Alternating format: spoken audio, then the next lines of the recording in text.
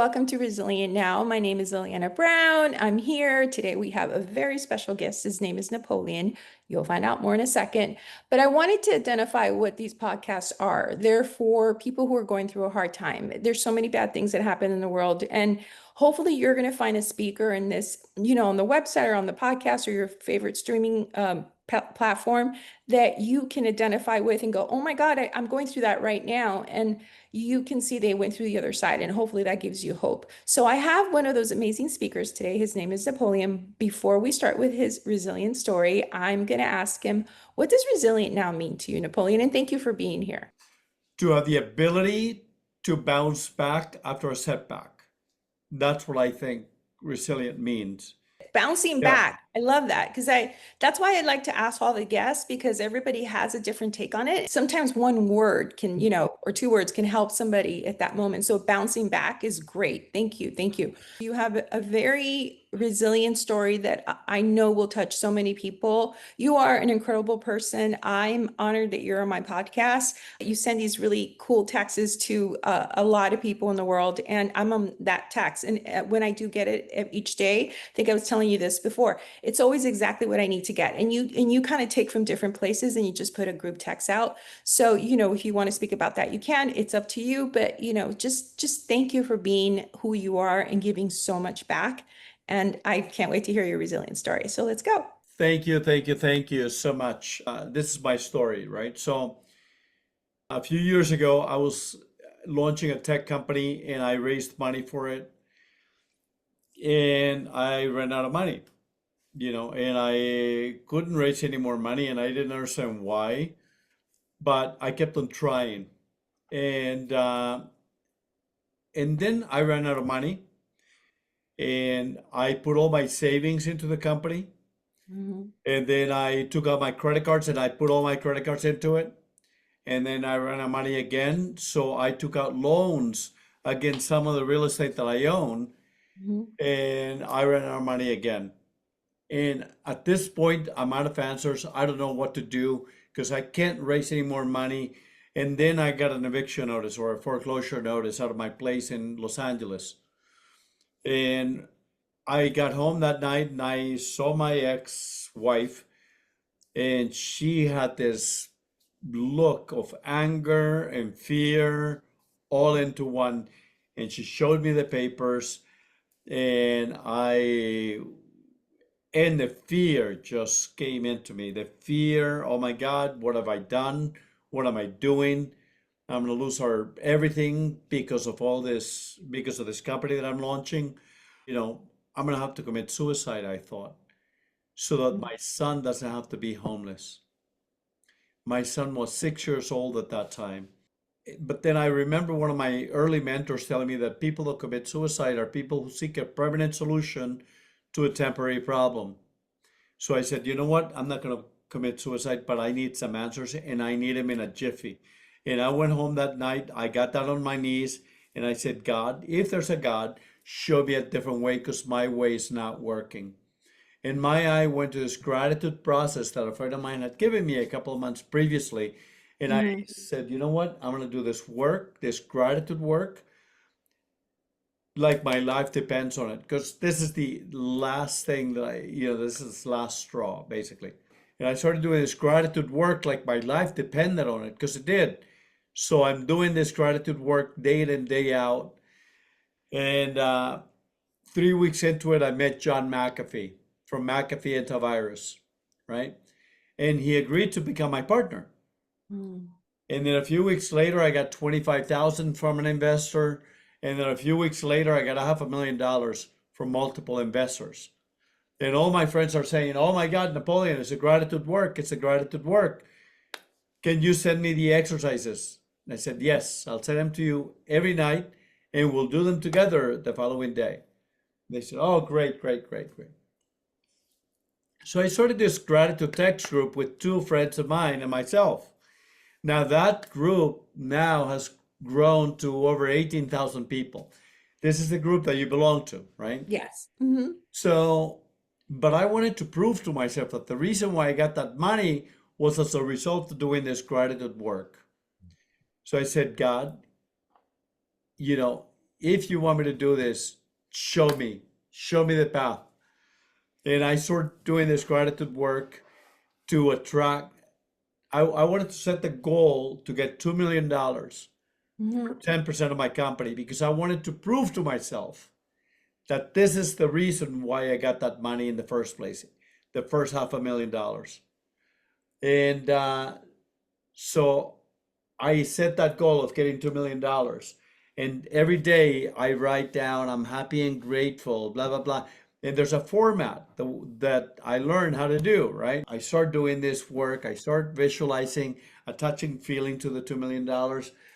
4 months later, I'm sitting in front of a bunch of CEOs, a bunch of internet pioneers and internet CEOs, and you're supposed to sit in front of them and you say who you are, what you're doing, what you're looking for. And I said, Mhm. my name is Napoleon, and this is what I do, and I'm looking for $2 million for 10% of my company. And they all rolled their eyes at me. And one of them said, who's going to give you the money? You're delusional. You got no exits. You never sold the company before.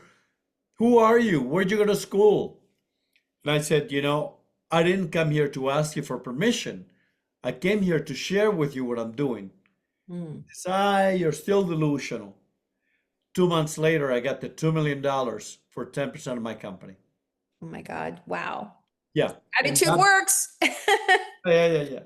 I started studying the brain. I started studying the the logic behind it, the actual reason, this scientific reason why this worked. And I started looking at that, and I started realizing, number one, anything that you do in the first hour after you wake up or the last hour before you go to sleep goes right into your subconscious unfiltered. Hmm. Anything that you do on a daily basis, daily, not most of the time, daily, will rewire your brain. Anything that you say about yourself, that you keep repeating about yourself, you become. Anything that you know, who you are, you created by the time you're 7 years old, and you know, you determine who you are, what life is, and who you are in life by the time you're 7 years old. So I went through all of that and I thought, oh my God, this is really powerful. So I started sending out these gratitude exercises so that people would do them every day. And then in January of this year, I decided that the reason why people are not changing or transforming their lives is because they're not doing this work on a daily basis. Because Right. most people, like you, Hmm. get the messages, get the exercises, the gratitude exercises, but they read the quotes. It's true. Yeah, because I sent out these inspirational quotes, but they don't Right. do the work. Right. So, I did but the people work the go, first year. but they look at the quotes and they go, "Oh my God, so great! Oh wow!" And just like you, I ran into many, many, many people. I couldn't tell you how many people, but they all say the same things. Oh my God, your quotes, they come at the right time, just what I needed to hear, blah, blah, blah. I said, great, you should try the exercises, Okay. you know. But anyway, but I did start this group in January of this year, and we meet daily and we do the exercises while during the meeting, because I realized that this is the reason why most people are not transforming. So I want to help people transform their lives and change from Mhm. within. And so I started this group, and all of us are getting like mind blowing experiences, including me. After almost 10 years of doing this work, I stopped doing that. I used to have a meeting on Tuesday nights called the Gratitude and Manifestation Mastermind. And I Mhm. would bring these great speakers, but people were not really taking it seriously and they were not really doing the work. So they're not transforming, they're not changing. So, and I thought this is just a waste of time because people are acquiring information, it's not going to change them. Like people tell me all the time, you should write a book, but I know that books don't change anybody. No matter how many times you read that book, it's never going to change you. You're only acquiring information. The same thing with people, going to all these workshops. I did. I went to Tony Robbins. I went to the Landmark Forum. I went to all of these workshops. And Monday would come and I'd be like, oh my God, I'm so transformed. Oh my God. 2 weeks later, you're back Yeah. to square one, not one, but square 1.1, because Mhm. now you acquired all this new information. But it didn't matter because it wasn't changing them. So that's why I started this group, and we meet every day and we do 4 different modalities. We do the gratitude work, we do the releasing of negative energetic blocks that are trapped within our bodies. So by releasing them, we start releasing the thought. And what happens is, have you ever been triggered by something that someone says? They Oh, say absolutely. something Yes. and they trigger you. Well, this method allows us to release the energy, the negative energy associated with the trigger thought. And what happens is that the moment that you start releasing the energy, the trigger starts disappearing. We are releasing the energy, and all of a sudden the trigger doesn't have a thought to hang on to. Mm-hmm. Boom, release it, the energetic block, and all of a sudden the thought. I remember I'm doing it on a daily basis now. Someone Sure. will say something, and I'll feel it in my body, and I ignore the thought, and I focus on the body. Where does it feel the contraction? Where does it feel the negative block? And I Hmm. feel it, and then I embrace it, and I let it be there, and I just feel it, and then it dissipates. And all of a sudden, that trigger the second time that that happened, a few days after that, someone said something that triggered me, the same trigger, the same thought, and all of a sudden it's not as reactive anymore. I don't react to it anymore. And this has happened over the last 6 months. So most of my triggers are gone. Oh my goodness, that's amazing. If somebody who's thinking about suicide, like you were, let's say, today, or yesterday, and they're really, really giving it serious thought, um, what would you tell that person? I would say don't take a permanent solution to a temporary problem. All problems will lose their power whether you try to do something about them or not, as the longer you leave them there. Like they're not gonna have that same power over you the next day, even Okay. though the problem hasn't been resolved. And oftentimes the problem carries within itself the solution. Okay.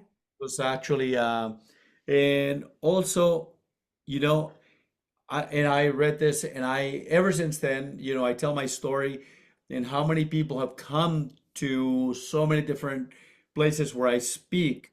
I Mhm. speak all over the world about gratitude. And so many people come to me and they say, Napoleon, I'm so glad that you didn't commit suicide because my dad committed suicide or my mother committed suicide. And I had to go through therapy for so many years because I thought it was my fault. Right. Right. So many people have told me that. And so, if you're thinking about committing suicide, I know that things are going hard, are really hard for you, but they will change and there's a solution. Number one, That's right. call me. I will provide the information for him. And also, if you are really seriously thinking of committing suicide, please get help. Please call a professional, please check yourself into the hospital.